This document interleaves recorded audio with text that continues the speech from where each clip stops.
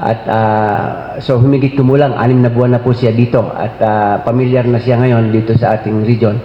Siya po ay kasalukuyan maliban bilang siya ay regional director, acting regional director ng Calabarzon, siya rin po ang acting officer in charge or chairman, Regional Development Council chairman ng RDC Calabarzon. Siya po ay isang civil engineer, gaya na sabi ko na, si Director Luis Banwa from Legazpi City. Director? Maraming salamat, Engineer Ding Aldal. Ako ay nagagalak at naimbitahan dito sa Up Batangas. Maraming salamat ho. Magandang hapon ho sa inyong lahat. Kung pwede ho ba, sisimulan ko muna, ipapakilala namin yung aming opisina. Ang aming tanggapan ho ay National Economic and Development Authority at kami ho ang Secretariat ng Regional Development Council. Yung trabaho po ng NEDA at saka ng Regional Development Council, magkakabit po yun. Parehos lang naman yung ginagawa nila para po sa pagpapaunlad ng region.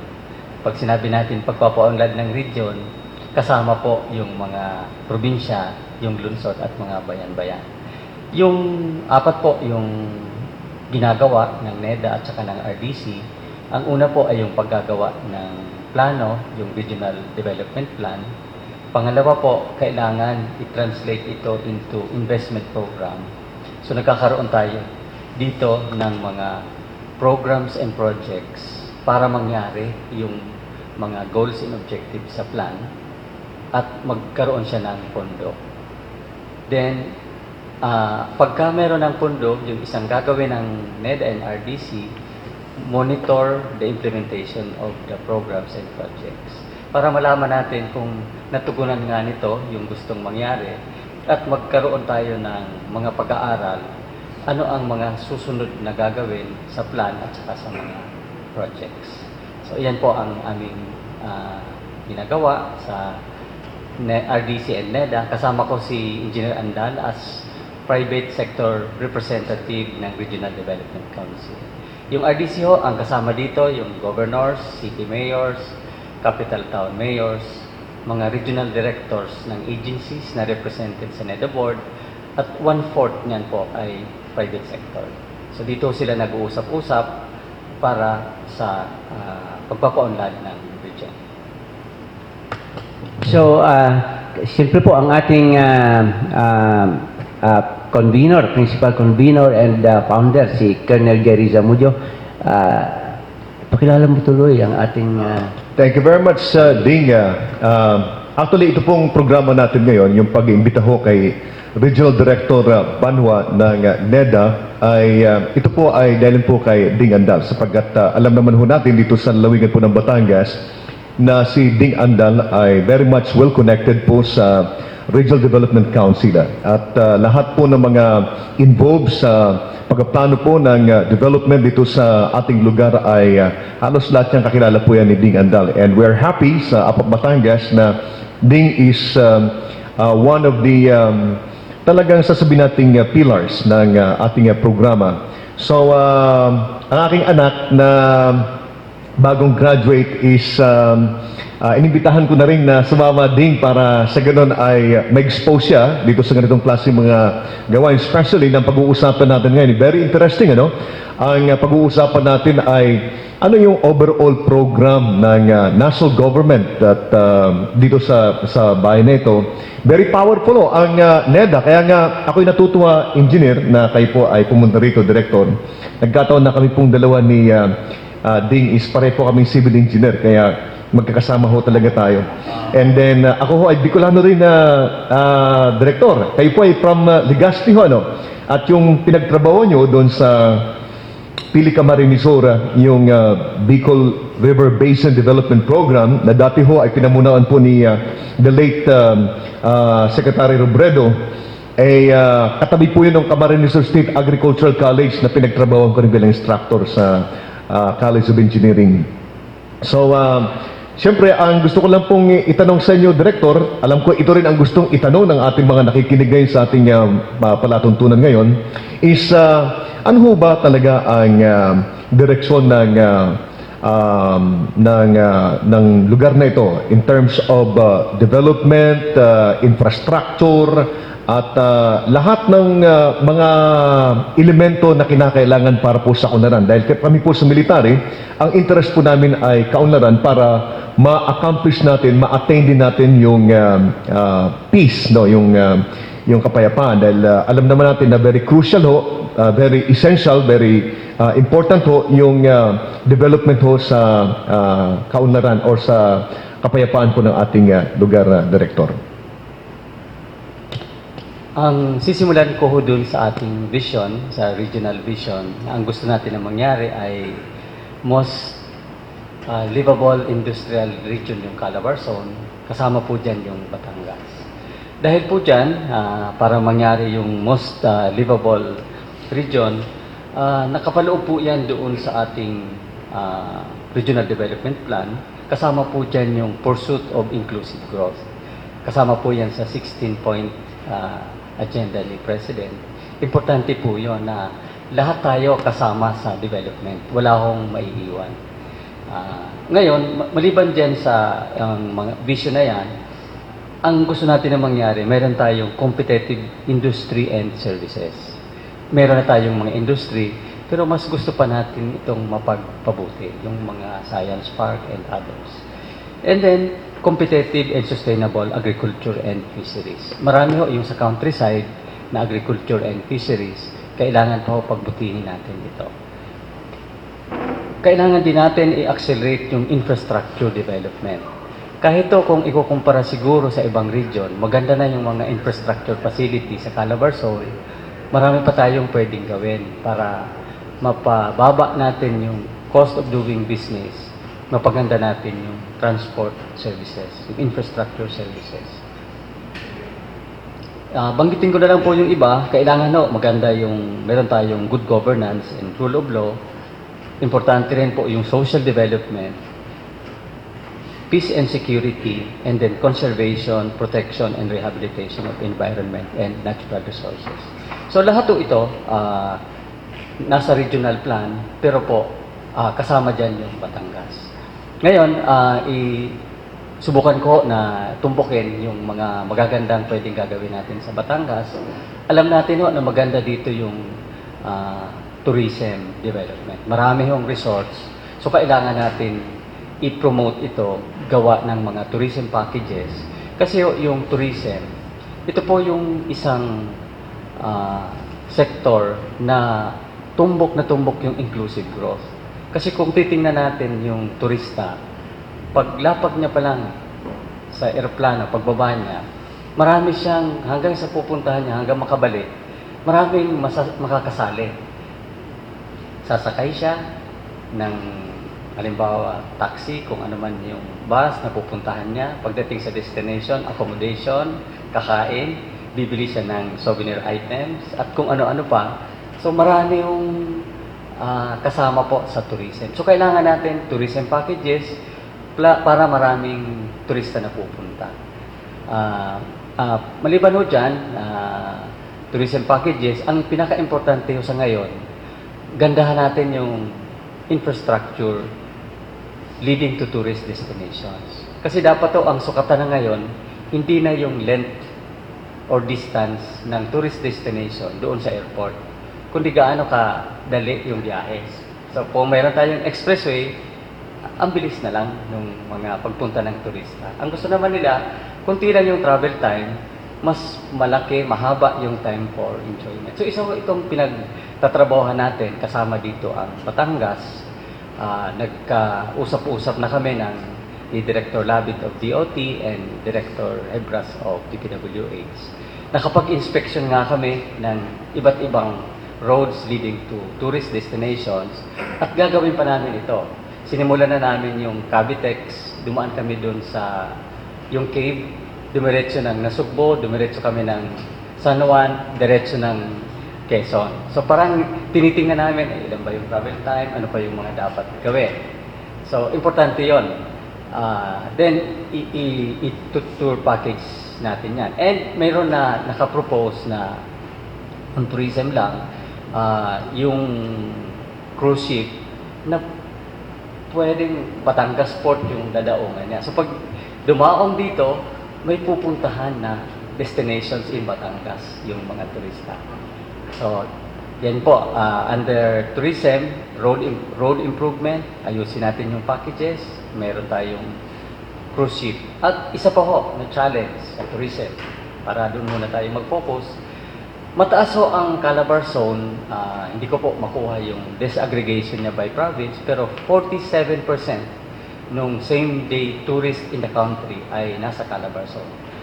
Kunti na lang, kalahati na ng same day tourist. Maganda yon, pero hindi tayo doon makukontento. Ang challenge natin ay i-convert ito into overnight tourists. Para mas gagamit sila ng hotel, gagamit sila, kakain sila. Mas marami yung pera na maiiwan nila sa Calabar Zone. So, yun lang po.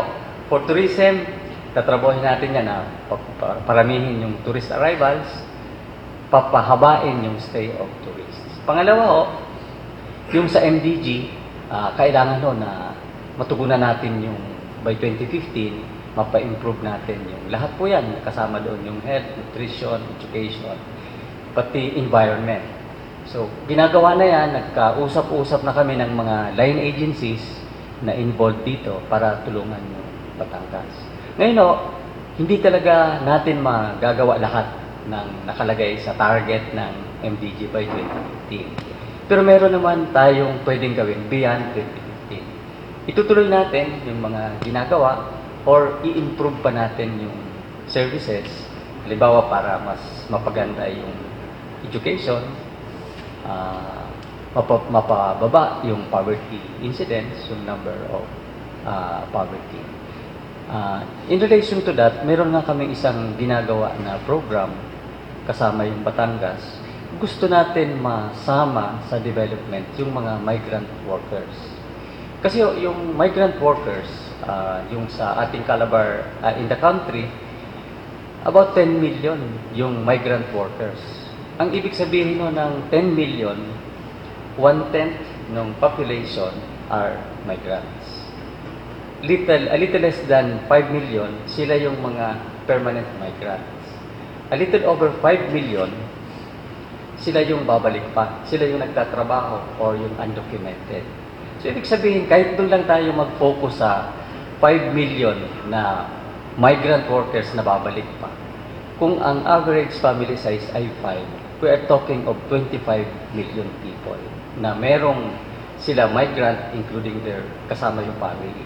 So 25 million is approximately 1/4 of the total population.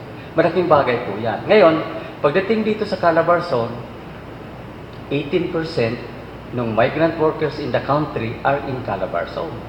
So malaking bagay ho ang contribution ng Calabar Zone sa migration.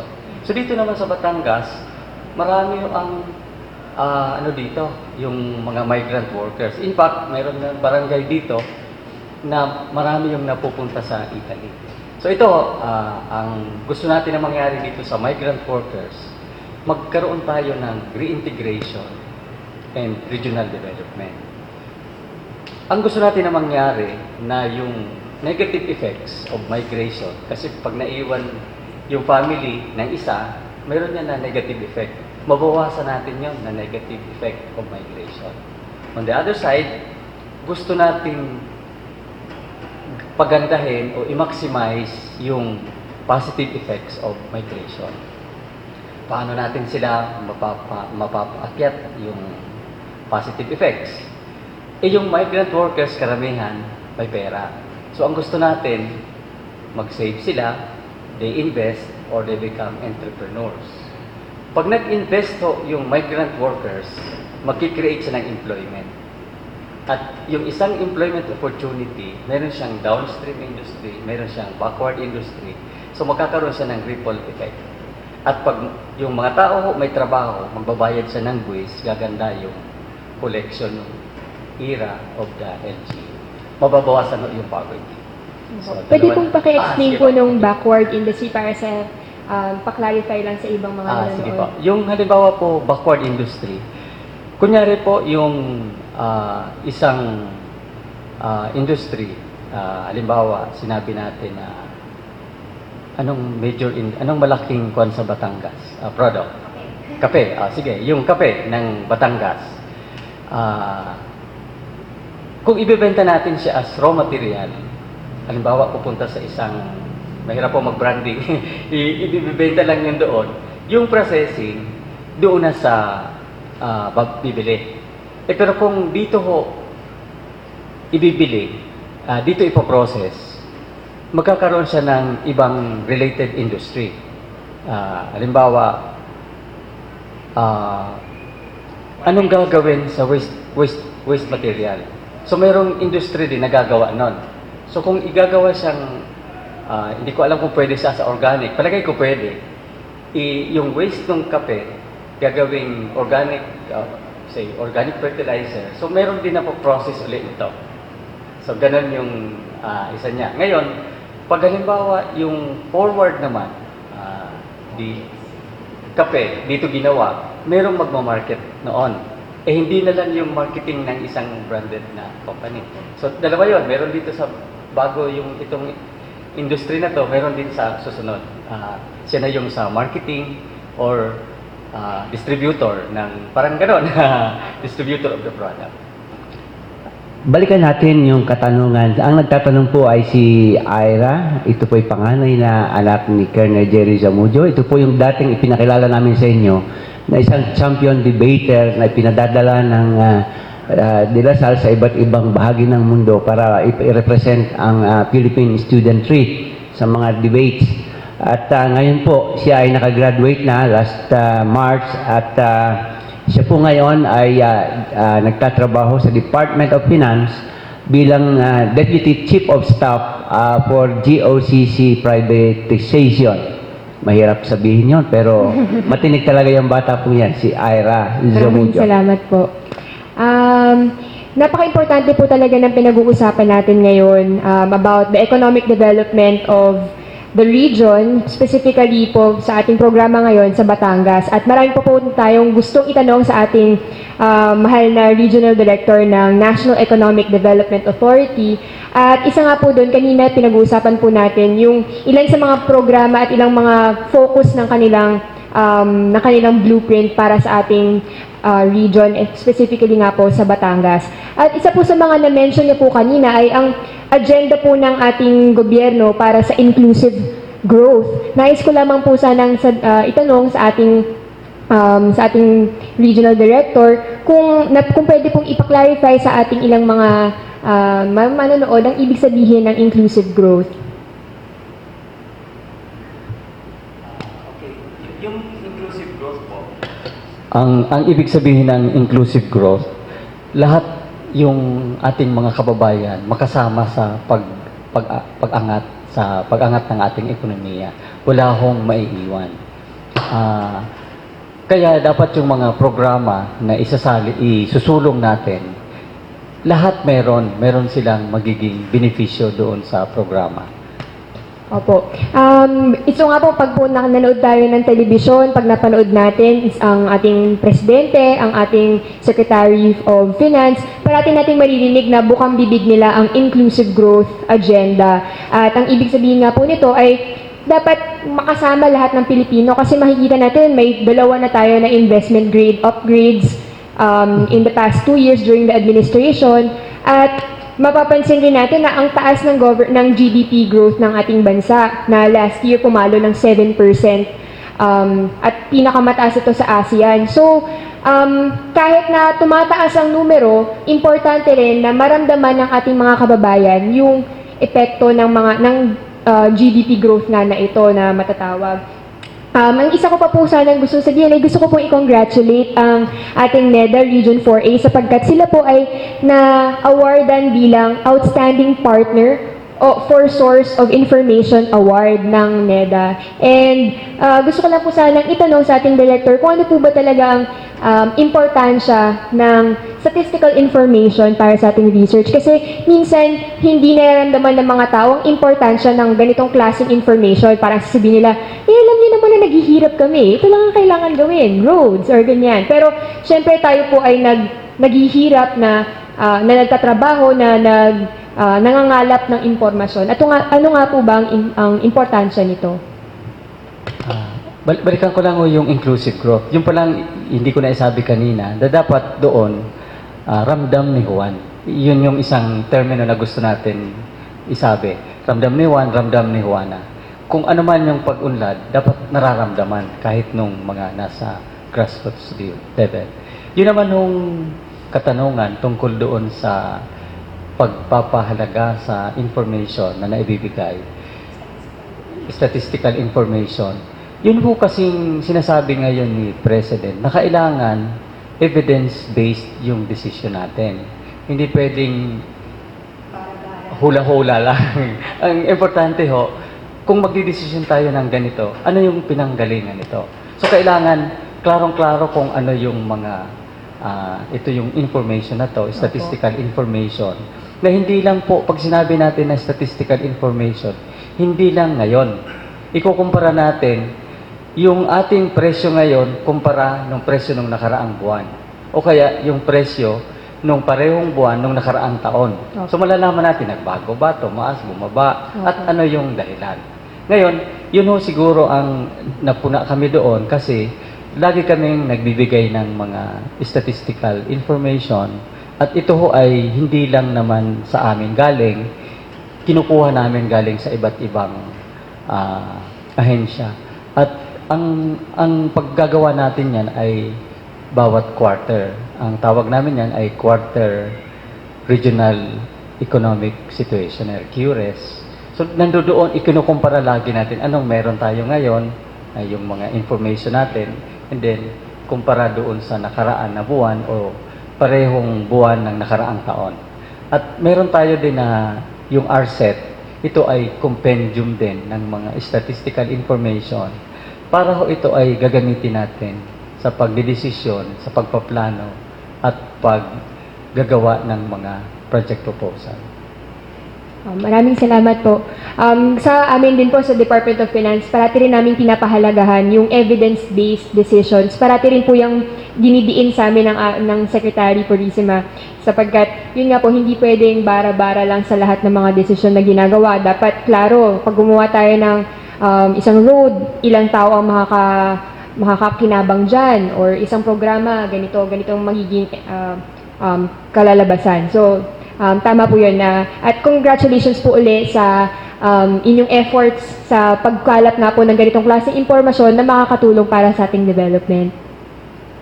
At hindi lamang yan, Ira, talagang ang ating, masasabi ko sa inyo na talagang ang ating NEDA ay talagang mahigpit na nagtatrabaho, especially itong ating Calabarzon group ng NEDA, para sa mapag-ugnay-ugnay ang mga plano ng iba't ibang ahensya ng ating gobyerno dito sa ating lugar. At hindi lang ang mga national government agencies ang kanilang kaugnay, kung hindi lahat ng local government agencies. At tunay na dito sa ating region ay pinangungunahan ng ating region sa pangunguna nga ng NEDA, sa pagko-coordinate ng NEDA, yung ugnayan sa pribadong sektor para makuha yung mga tunay na mga datos at mga bagong kaisipan na kailangan ng ating region sa pagpaplano sa economic and social development. Colonel, siguro may katanungan ka na muli. Yes, kasi alam mo, Ding, ang Batangas Director ay isa po ngayon sa pinakasentro ng kaunlaran.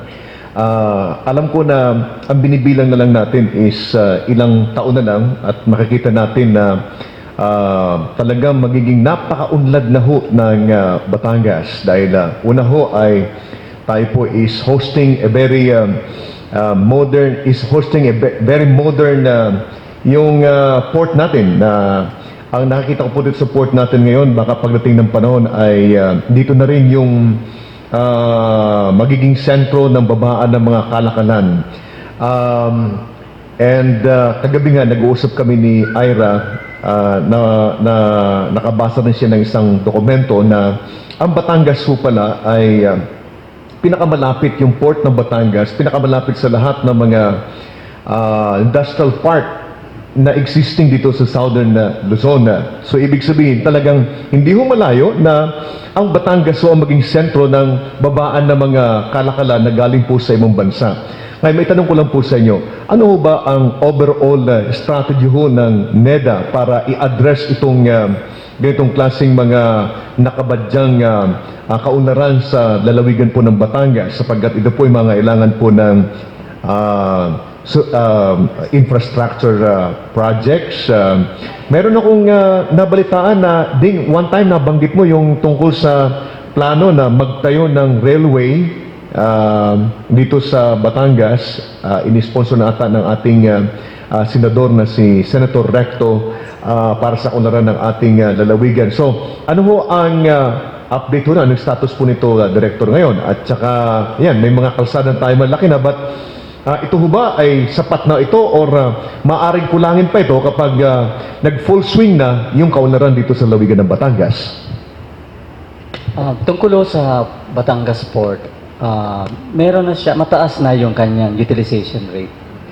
Pero gusto natin na dagdagan pa ito, gandahan pa. Kumbaga, hindi pa siya fully utilized, pero kahit hindi pa siya na uubos yung na sasagad yung utilization of Batangas Port, pwedeng simulan na siguro yung expansion or dagdagan yung capacity of Batangas Port. Pero ang nakalagay ho, ang gusto natin na mailagay talaga doon sa plano, na importante na pag merong gagamit ng port, klaro yung connection niya papunta doon sa destination ng mga cargo. So, maliban dito sa ating star toll na nakaka-connect doon, tama po yun, dapat merong alternative mode of transport, yung kung maaari ho, magawa yung merong railway connection to the port. Pero sa ngayon ho, ang pagkakaintindi ko, yung napag-aralan lang under PPP, yung from Cagayan to somewhere in Region 3 muna, and then Region 3 to Calamba, and then from Calamba to Bicol up to Matnog, Sorsogon. Yun ho yung north to south railway. Nandiyan ho yung study niya. Pero pwede naman ho na magkaroon ng spur line from the north to south railway. So ito ay pwedeng papunta sa Batangas.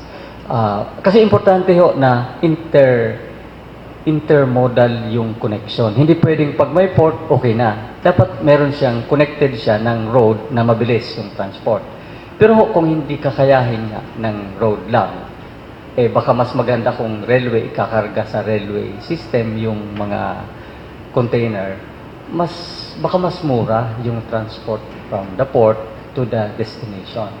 So, pwede hong isasama natin yan doon sa ating kung hindi pa siya kaagad-agad maisasama sa short-term plan, doon ho sa medium term plan, yung ganyan ho. Sa ngayon ho, meron ho tayong ginawa na task force on logistics of Batangas Port. Kasama ka doon, Engineer Andal, and this is under the Committee of Infrastructure at Economic Committee of the RDC. At ito ho ay parang regular item na dinidiscuss sa RDC. Inaalam namin ano na ang ginagawa nung port management, siyempre yung PPA, at gusto natin na tingnan ito, bigyan ito ng pansin ng DOTC. Kasi kung ito yung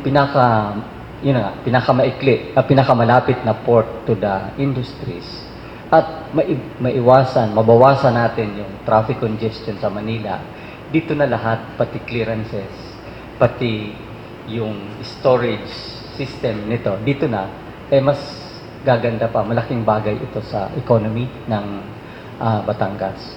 Related to that, meron hong sinusulong ngayon, pero idea pa lang, na magkakaroon ho ng improvement sa dito sa Batangas City na yun na nga, parang gusto pa natin na gandahan yung star something connection doon sa port para dire-diretso. And then, sa star toll. Then maliban dyan, para hindi masyadong tumaas yung pollution kasi iniisip natin na magkakaroon ng maraming industries dito. So gusto natin na yung industry ay may clustering. Ito yung heavy industry, medium, and then light industries. So parang may allocation yan. Yung stretch na yon doon sa, kung hindi po ako tatanda ako ng tama, yung bandang San Juan, then Batangas up to other side, yung Bawan side. Parang ganon. And then, naka-allocate yung location of industries. Kasi kung yung industries ay tabi-tabi, baka meron silang mga something like common facility at madali ma-monitor yung ambient condition, yung ambient air condition. So, hindi masyadong kakalat yung pollution. Yung isa pa niyan na nakaakibat doon na plano, kailangan yung merong, tama ba yung recall ko, rapid transit, na yung bus transport system na mayroong platform. Hindi yung tigil lang ng tigil kahit saan, kundi may para siyang train na nakaprogram yung naka-schedule and then mayroon lang na babaan. Talagang mabilis siya. So from one industry to other industry and to the residential and commercial, klarong-klaro yung schedule niya. So ano pa lang yan, idea pa lang, sana kung matuloy ito, malaking bagay ito sa Batangas na mapaganda yung industry at nandyan yung support infrastructure related to industry. Mapapansin ninyo, yung kabuuan ng framework plan para sa region ay ginagawa ng ating regional offices ng mga national government agencies. At ito, yung ating Regional Development Council, yung mga binabanggit ninyong spar line, yung galing Calamba papunta dito sa Batangas, yan ay matagal na namin naka-propose. Pero siyempre, ang ating mga plano ay nandiyan. At para magamit ng ating mga matataas na puno ng ating opisyal sa kanila pa rin ang huling desisyon. At ang mga ganito ay naaapektuhan ng tinatawag nating political realities, political landscape. So kumbaga, maaaring ito ang importante sa pananaw ng ating mga tagapagplano, pero mayroong mas malakas-lakas ang boses doon sa kabilang bahagi ng ating bayan, ay di kuminsan nauna yung mga ganon. And pero ito, sinisikap namin na mga hindi related sa politika na mapalakas ang pagsusulong ng mga ganitong plano. At hindi lang naman ang national government agencies natin ang kinakailangan maging bahagi ng pagpaplano ng ating development, kung hindi mahalaga na dito sa grassroots, dito sa local level, ang ating mga local government agencies like the province at saka mga munisipyo ay may mga sariling bahagi hindi lang sa pagpaplano, kung hindi lang sa pagbibigay ng input para magamit ng basic framework na ginagawa ng ating national government through the NEDA and the Regional Development Council, kung hindi kailangan din na mayroon silang sariling plano at programa na nauugnay sa mga nakalatag ng mga plano para magkakaugnay ang magkakatono yung nangyayari sa region. Halimbawa, baga pinalalakas natin ngayon yung turismo at saka yung mga infrastructure na may kinalaman sa turismo, pero kinakailangan din na gagalingan natin sa local level yung ating maaakit yung ating mga local governments na pagalingan ang pagpasasaayos ng peace and order, paggalingan ang pagsasaayos ng traffic, at kamukha nga, Ira, yung ating tricycle na lamang, as simple as the tricycle. Yung ating, kung nasubukan mong sumakay sa ating mga tricycle, pagka pumasok ka sa tricycle ngayon, sumakay ka, nakaganyan ka. Ito ay dapat ay ma-influensyahan natin ng ating mga local government executives at saka mga councilmen na hindi payagan ang ganito. Sapagkat maaaring kung tayo ay, ang gusto natin ay inclusive growth, kinakailangan ay nagkakaroon din ng pakiramdam ng asenso ang ating mga kababayan na nasa sa mababa. Yung mga nagtatricycle, dapat bibigyan natin ng maluwag na pakiramdam. Hindi lamang tayo hindi kinakailangang nagtitipid or dapat pararamdamin ng ginhawa yung sumasakay sa tricycle. Kasi yung mga bisita natin, yung mga negosyante natin, mga gustong pumunta dito sa atin, kinakailangan yan ay yung ating local na sasakyan, indigenous na sasakyan, ay nagagamit ng mga bisita. Ay kung ang mga bisita natin ay mga 6-footer, ipasasakayin mo sa tricycle, tayo nga suko na. Kaya ito kailangan pakialaman ng ating mga konsihalis ng mga bayan. Director, nabanggit niyo po itong napakarami nating mga proyekto na nakabinbin sa ating council. Ano po yung mga issue na nahaharap po ng ating council, especially in terms of LGUs and coordination po ng mga LGUs, yung pagkakasundo nila sa mga ganitong klaseng mga proyekto, katulad na nga lang po nung sinabi nyo kanina na yung industriya, yung pag-clustering ng into heavy, medium and light industries at mga ganong klaseng issue po. Yung mga isa hong na issue dyan sa mga ganito, dapat to merong endorsement ng Local Development Council. Halimbawa, magsisimula siya sa city, endorsement ng City Development Council, and then dadaan siya sa Provincial Development Council. Kung hindi ho, anong tawag niyan yung city, hindi siya pag component city, dadaan siya. Ngayon, maliban ho doon sa endorsement, habang ginagawa po yung project proposal, mas maganda kung nag-uusap-usap na yung involved local government units, pati na yung private sector. Para ho, mas mapapadali pagka naisulat na ito, pag implementation, tuloy-tuloy na. Halimbawa, yung sinasabi ko kanina na industrial development dito sa Batangas, yung malaga hong, pwede hong magkakaroon na ng parang preliminary na study, dito yung heavy, dito yung medium, dito yung light. Pero eventually ho, dapat mayroong consensus or agreement. Agreeable dito yung mga local government units, including the private sector, considering yung topography and other variables related to establishment of industries. Singitan. Yes, si Colonel Jerry Zamudio po. Kasi yung interest ko doon sa clustering dahil ngayon ay nandiyan yung mga industries natin, nandiyan yung Batangas port natin.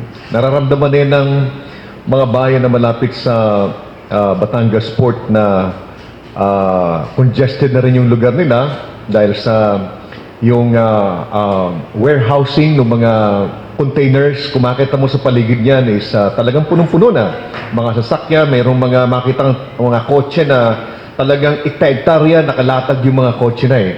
So, may tanong ko lang, Director, kung ito ay napag-uusapan na natin na sinasabi ng cluster natin yan, no? Para malaman natin, dito sa Batangas Port na ito, yung mga immediate na mga bayan na ito, anong plano sa kanila? Saan ilalagay yung warehousing? Saan ilalagay yung ibang mga industries na magsusulputan, mag-sprout.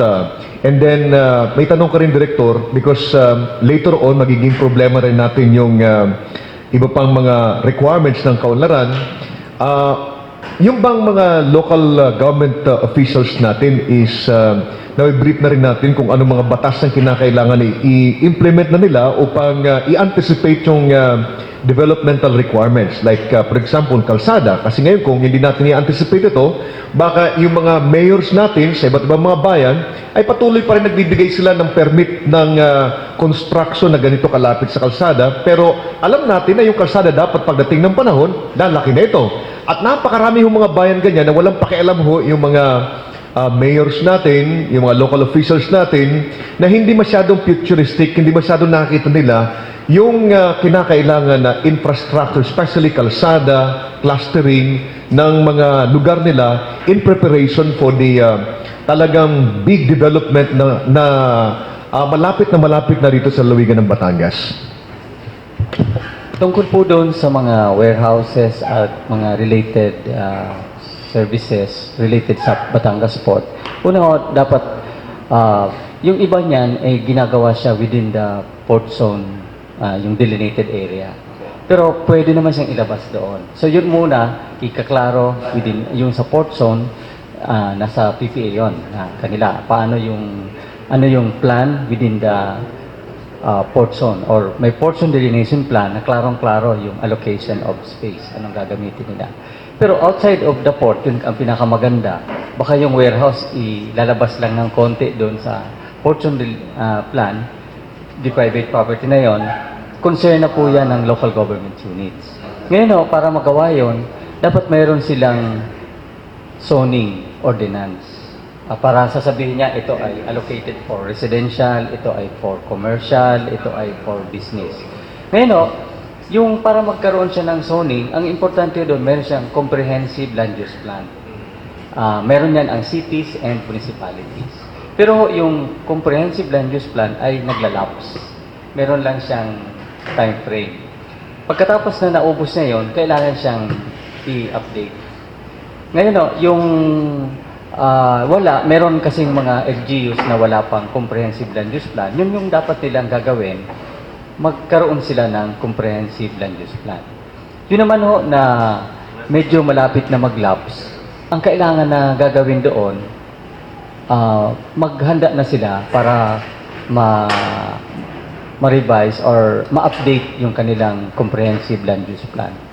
Tungkol naman doon sa mga batas or mga plano related dito sa development, yan ay laging pinag-uusapan sa Regional Development Council. Nandoon po sa reference folder ng RDC yung mga information related sa development of the region at yung iba't ibang lugar. Maliban po dyan, part nung aming publication, yung RDC, yung newsletter, meron din dyan na maliban sa regional portion, merong provincial news.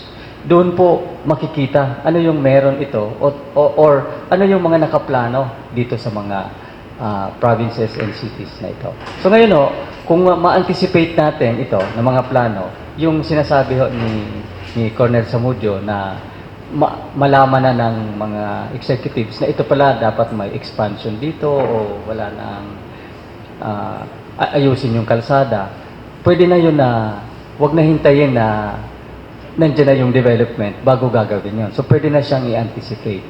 In fact, si Engineer Andal, yung isang author ng resolution na ginagawa ngayon ng DPWH, kung makita natin, ang ginagawa nila, nilalaparan yung kalsada. From 2 lanes, yung national roads, ginagawa nilang 4 lanes. Hindi naman sila lumalabas sa road right of way. Kasi yung road right of way ay 20 meters yun. Pasok na pasok yung 4 lanes. So, kung ginamit yun ng private, hindi naman sila yung DPWH, ginagamit na lang yung area within the road right of way para magkaroon siya ng 4 lanes at yung isa, inaalis yung mga obstruction doon sa national road. So, si Engineer Ding, yung kanyang nag-author siya ng isang recommendation to the local government units na at the government level, yung roads within the jurisdiction of local government units, pwede na rin na alisin yung mga obstruction except yung kahoy kasi may permit.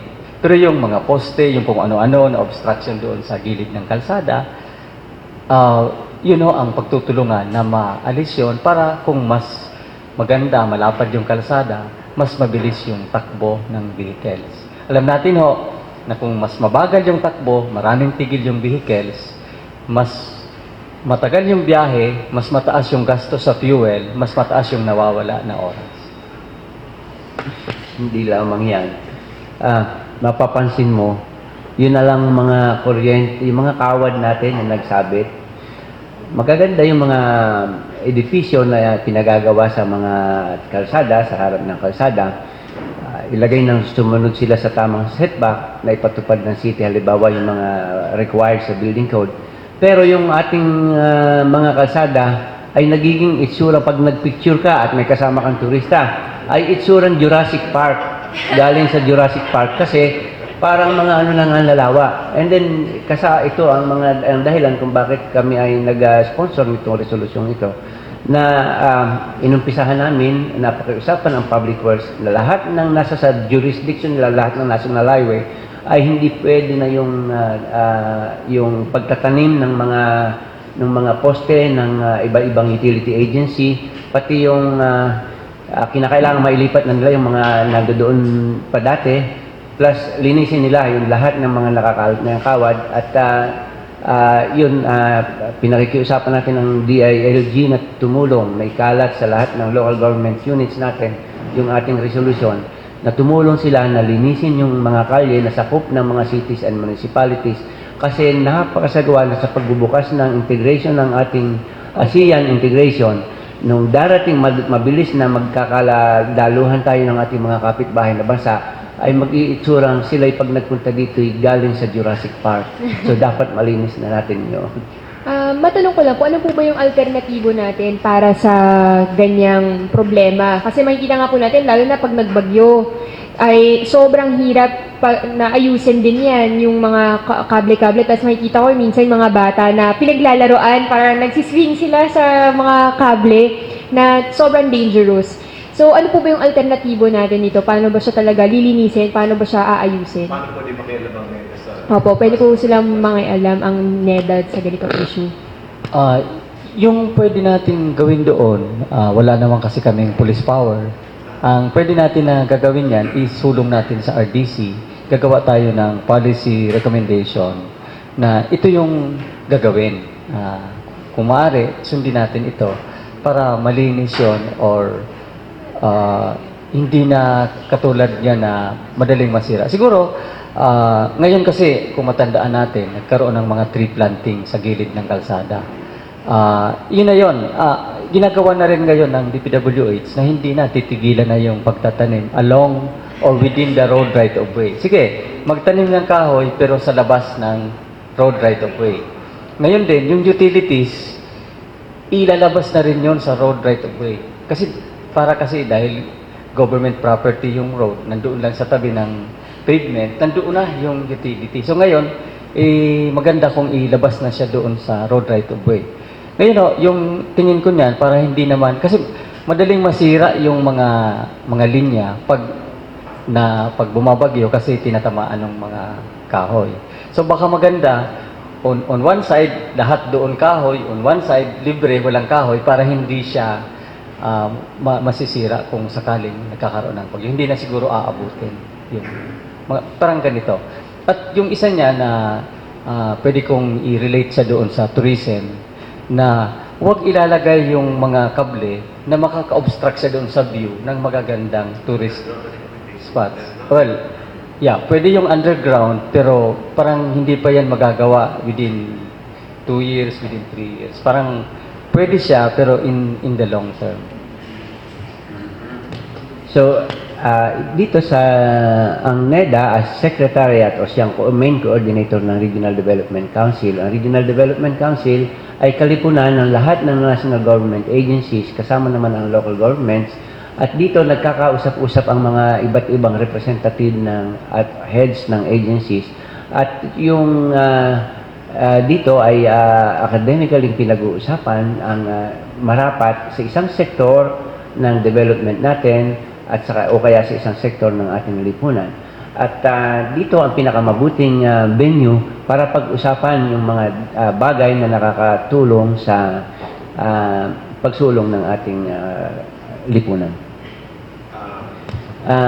Idadagdag ko, Jerry, katulad lamang ang DPWH kaya hindi na pumapayag nang magpatanim diyan sa kanilang road right of way. Isipin mo nga naman, pagka lumaki ang mga punong yan, hihingi pa sila ng permit sa DENR. Ay di ba natatandaan nyo, inaaway ng DENR ang Department of Public Works doon sa Tarlac dahil pinuputol nila yung mga nakatanim doong mga nara. Road right of way yan. Talaga sa kanila yan. Tapos ngayon, kailangan na yung kalsada, hindi ngayon mapaputol. Kasi yun ngayon ang batas. So ito, dito sa Regional Development Council, napapag-synchronize ang mga iba't ibang kaisipan tungkol sa mga nakalatag na mga batas at saka programa sa ating lipunan.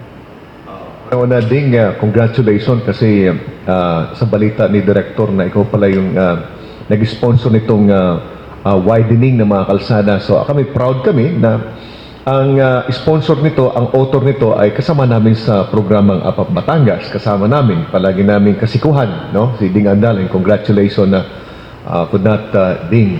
Pero, yes, Jer, ito naman ay mga iniisip at ginagawa naman talaga ng ating mga nasa sa linya niya, katulad ng Department of Public Works, ang kanilang mga planners. Tayo lamang talagang nag-sponsor at sinusulong natin, pinalalakas natin yung pwersa para isagawa na talaga. At idinadagdag natin kamukhangan nitong mga pagtatanim na ito at saka yung mga cobwebs na yan ay malinis. Maging malinis ang ating mga kalsada. Kasama na yung widening. okay. So, ang next ko pong itatanong sa inyo, Director, ay itong tungkol po dito sa mga itatayo natin malaking mga kalsada sa Batangas, sapagkat ito ay napapakinggan na rin ho namin na magkakaroon ho ng kalsadang malaki, highway, na ikokonekta po ang Lucena na dadan po ng Batangas. At marami pa kami mga napapakinggan na malaking proyekto dito sa lalawigan ng Batangas. Kayo bilang kayo yung ang pagkakaintindi ho namin, talagang kayo pong arkitekto ng development ho sa lugar na ito. Kasi kayo po nagkakausap sa iba't ibang ahensya ng ating pamahalaan, nagko-coordinate. So I'm sure na alam niyo po itong mga nangyaring ito. Baka pwede naman officially may balita niyo sa amin na Director kung ano itong mga malalaking mga projects na ito para yung ating mga kabayan naman po dito sa Batangas ay mag-isip na kung ano yung pwede nilang gawin. Baka meron po dyan nag-iisip na magbenta ng lupa. Pag nabanggit nyo na dadaan pala sa lugar nila, baka i-delay na muna yung pagbibenta nila ng lupa, Director. So, pwede ho bang mabigyan ho kami ng update po dito? Kasi ito ay importante ito sa tourism natin. Importante ito sa security ng lugar natin. Kami sa Armed Forces ay after din kami dito, interesado rin kami dito. Meron nung Nasugbo Batangas Road, kasama po iyan sa nakaplano, support to tourism. Nasugbo Batangas, Magallanes, Cavite, 6-kilometer roads with 2 bridges. Tapos yung sinasabi niyo, yung San Juan to Lucena, nandyan ho, mayroon ng mga ginagawa dyan, pero kailangan makonect yung San Juan to Lucena. Kasi yung turista ng Quezon pwedeng dalahin dito, or yung turista ng Batangas, madali na silang pumunta ng Quezon. Dadaan po ba ng grupo? Hindi po. Iba yata yung route na yon. Merong isang route. Dadaan ba yun? Okay. Sige. Anyway, kung dadaan doon. Pero meron isa kaming pinuntahan na road. Well, marami sigurong roads, pero meron din na parang shortcut na isa na tinitingnan. Hindi ko lang dala ngayon yung road alignment. Pero alam ko yon na meron na ginagawa na road connecting San Juan and Lucena. Importante yon for tourism. Maliban dyan, meron pang isang gustong i-inspectionin namin ito kung ano na ang kalagayan at magkakaroon ng recommendation. Yung road, parang circumferential road around yung lake dito. Ngayon, support din yun sa tourism. Kasi pag madali ka lang na umikot doon sa Taal Lake, and nandoon naman yung Taal Volcano sa Taal Lake, iba-iba yung view ng Taal Volcano and Taal Lake yung makikita. Isa ng tourism package yun. Ikot ka lang ng lake by road.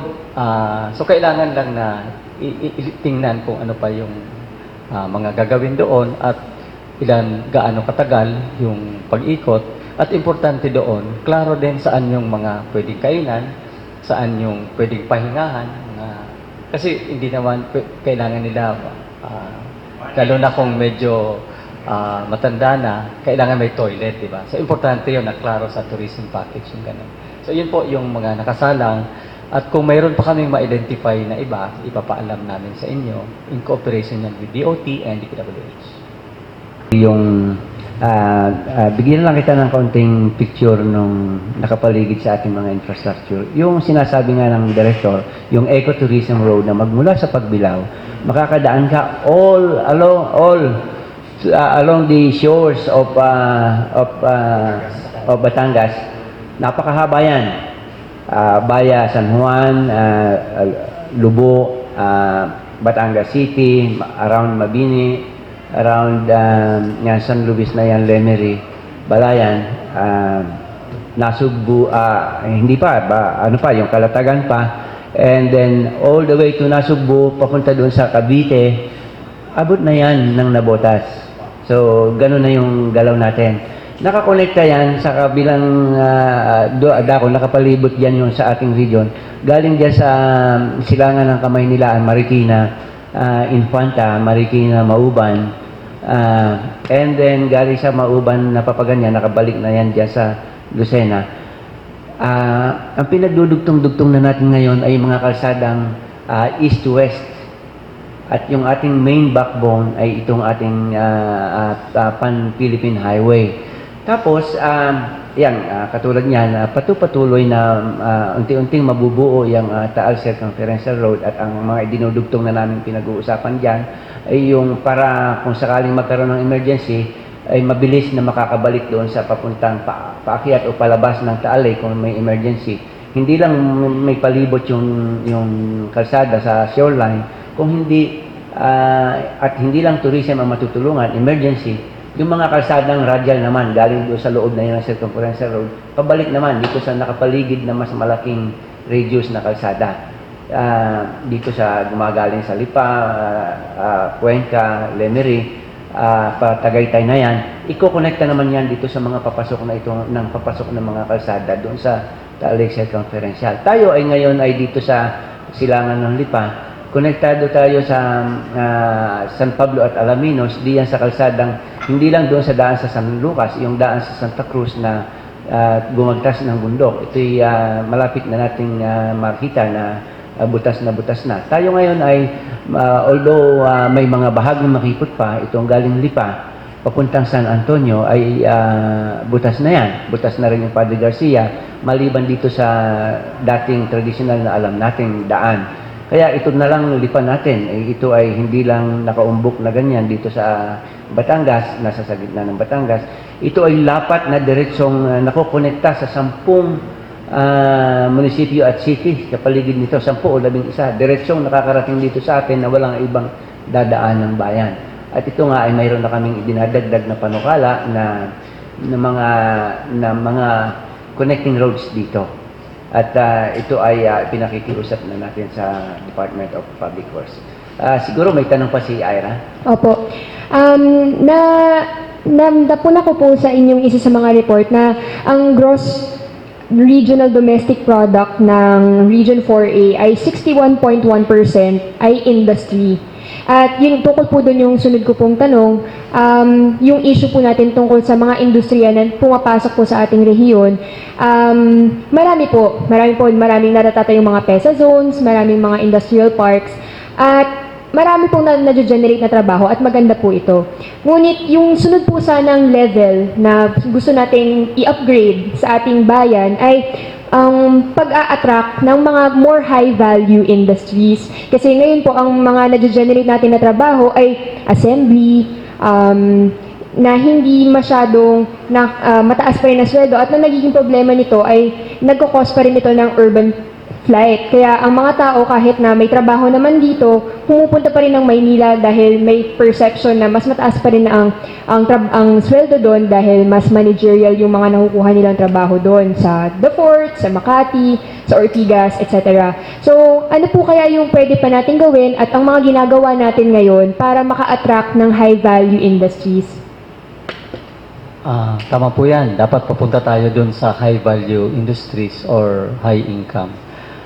Tingin ko importante ho na magkaroon tayo ng magandang promotion na ito yung ideal site for mga main offices of industries. So pupunta dito yung managerial positions. Bakit to dapat i-locate dito? Walang masyadong traffic congestion. Madali yung biyahe. Tingnan natin yung biyahe doon sa Manila. Pagdadaan doon sa... Kasi wala namang expressway doon sa Metro Manila, di ba? Napakatagal ng biyahe. Samantala dito, pag dito maganda yung location, naayos natin yung support infrastructure, lahat na yon via expressway, kahit pa yung airport nasa Manila, baka mas mabilis sila makarating doon. At saka yung siguro yung connection niya with the industry. So parang nandoon na rin yan sa trend na dinidisperse yung mga main offices. Una, mas mataas siguro yung tax doon. So kung bigyan natin dito ng tax incentive, tax holidays, bigyan natin ng, dapat klarong-klaro ano yung mga, halimbawa, requirement sa kanila. Kasi doon, kinukwenta kasi yan ng mga investor, ano yung gagastusin at anong kikitahin nila. Pag klaro yun sa kanila, hindi magbabago-bago yung mga requirements, klaro na sa simula, dito sila, malamang dito sila mag-locate. So, kailangan advocacy, ilatag natin yung plan, requirements, at anong incentives para mapunta sila dito. Wala na hong problema doon na hindi ilalagay sa Manila yung mga managerial or head offices. Kasi naman ang transaction ngayon karamihan na through internet. So kahit saan basta may internet, pero importante pa rin na nandyan ready tayo kasi maganda yung transport system dito. Makakatulong diyan itong pagpapanibagong tanaw sa statistics at binibigyan nga ng focus ito ng NEDA ng Office of the President. Kaya nga ngayon ang ating National Statistics Office ay hindi na isang statistics office na holder lamang ng statistics, kung hindi isang Philippine Statistics Authority. Sila ay may mga consolidated ng kanilang function, hindi lang mag-ipon ng statistics, kundi yung pati mag-disseminate at maitumpak yung ating historical record ng mga transactions dito sa atin para yung mga taga-ibang bansa ay madaling makakuha ng impormasyon at pag nakita nila kung gaano kaganda yung mga nangyayari dito sa atin, ay maakit sila na dito pala ay masarap gumawa. Mayroon din tayong yung tinatawag na NERBAC, yung ano nga ba itong NERBAC Director, pwede siguro paliwanag ninyo. Yung NERBAC ko, ito ay yung one-stop shop initiated by DTI na pagka may investor na gusto pumunta, nandun na lahat yung mga agencies na kasali doon sa pagninegosyo. Dapat mas maganda na parang one-stop shop nga. Halimbawa, magkukuha siya tsaka mabilis yung processing. Kasi doon tayo talo ng ibang country. Ang importante ngayon, para mapadali yung pagpunta dito ng ibang investors, madali yung processing. Business name, pati yung business registration. Ang pinag-uusapan, hindi yung... Kasi dati kasi masyadong voluminous yung requirements. Ngayon, pinapasimple na lang. Importante yung basic information nandoon. So, yan po yung ibig sabihin niya na mas mapapabilis yung processing at saka nandoon yung parang one-stop shop na yung agencies involved at one time nandiyan sila sunod-sunod, parang naka-streamline yung process. Yun, at doon sa task force na nabanggit kanina ni Director, kasama yan sa mga panukalang tinatalakay para mas mapalakas ang mas mabilis ang pagdating dito at mas maginhawa ang pagdating. Kailangan salubungin natin yung mga nais na magbukas ng hanap buhay dito sa atin. Dapat tayo ang ating community ay tutulong, especially ang ating local government, lalo na sa pamamaraan ng pagpapaginhawa ng paggawa ng negosyo dito, pagpapababa ng taxes, ng mga property tax at saka ng mga business taxes at saka pagiging magaan ng transaksyon, hindi yung medyo mahirap o kaya papapasukin ka lamang pagkatapos habang nagnegosyo ka medyo mahihirapan na. Dapat ay nagiging maginhawa para pag maraming negosyo at magaganda ang mga negosyo, marami ang mga may trabaho, marami ang manager, marami ang magagaling. Colonel? Okay, last question ko na to, Ding. Kasi ang nakikita ko talagang malaking challenge ngayon sa NEDA ay yung suporta ng mga local officials natin. At kasama din doon ay yung sektor ng mga nasa academe. Kasi pag-usulputan na napakaraming mga industriya, maraming mga negosyo dito.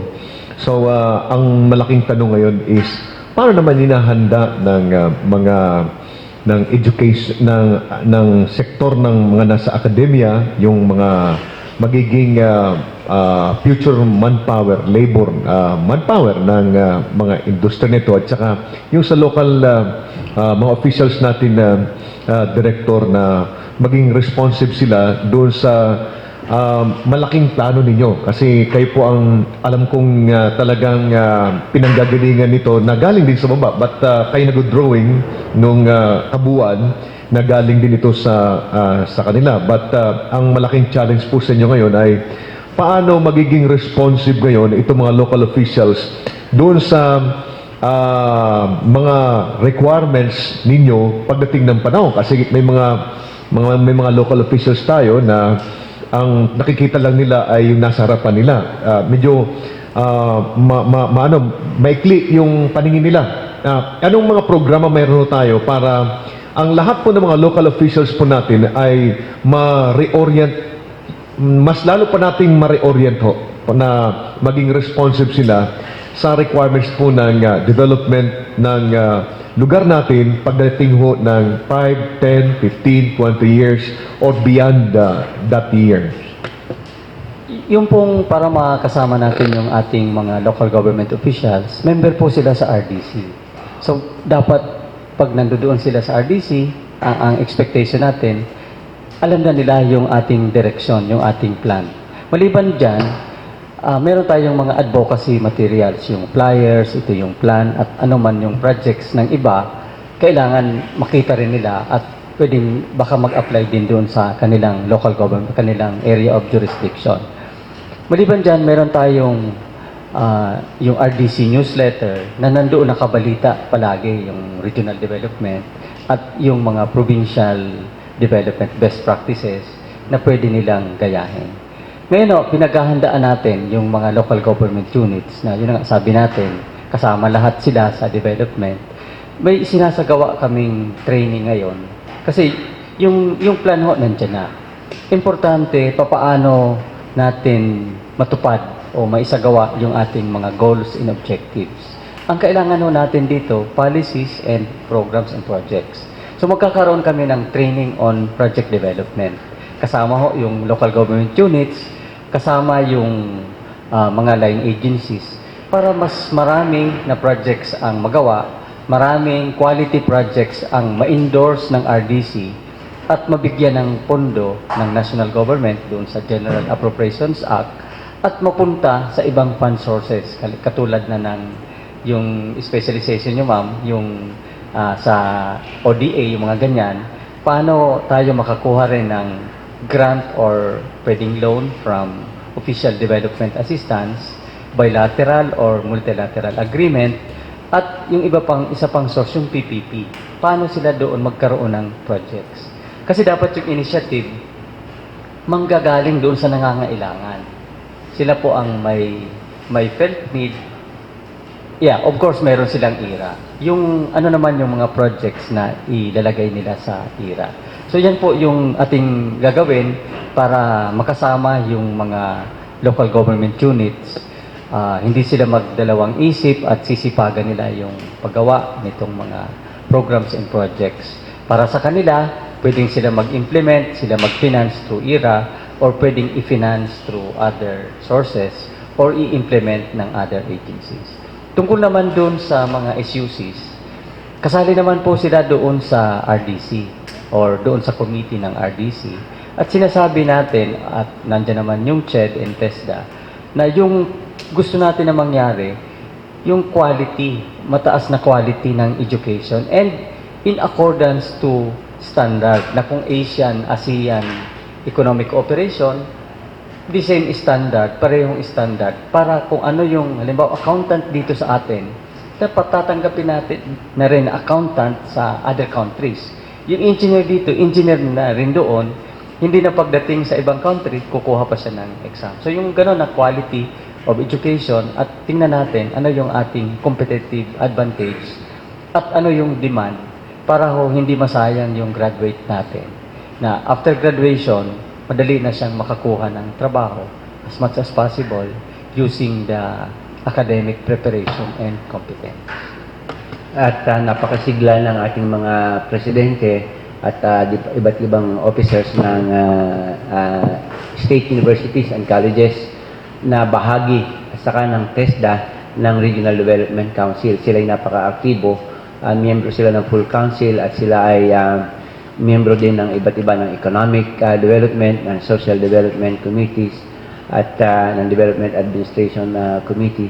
So sila ay nakakapagbahagi ng kanilang expertise at pati yung mga halimbawa ay ang mga local government na hindi may mga papeles na studies na kailangan nila, ito ay naibabato namin sa kanila at naipapakiusap na matulungan ang isang particular na proyekto para yung documentation o yung studies ay maisagawa, mga researches.